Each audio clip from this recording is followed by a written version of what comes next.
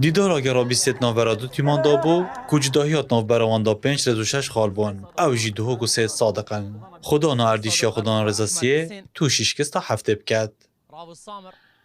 دو کت ویاریه دا ادویا قرار باش کستا یاریا بوری الیاریگاه خوب بکد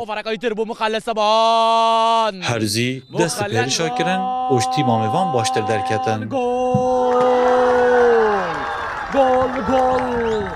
دو شیال خلک و 27 برای صابر عبدالکریمی پیش کوید او و نیوه ادبر جواندیا خود اب دمایک بینید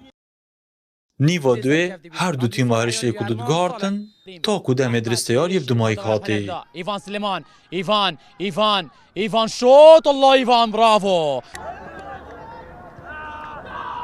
اوریدان گرنگین ویاریه دمی زده کری دابون الخلک آنو تو چال سفین فایق پیگوهار انجام با سید صادق وک هف کرد گل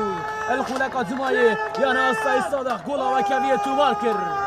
لپشتی دو خلکا صابر عبدالکریم وگریا اب گولا خواه دوی دوگ برف سرکفت هفته بر اب دو گولا برانبر گولکه برافو صابر عبدالکریم الله کشت صابر عبدالکریم به سرکفت دوی که اجمالا خال خو کرنه 25 و پیش و هاتا رزا هشته 25 خالم برف رزن پیشی او سید صادق خدانا 28 خالا باش و زبری رزا 5 جه دو که آلان حسین کردستان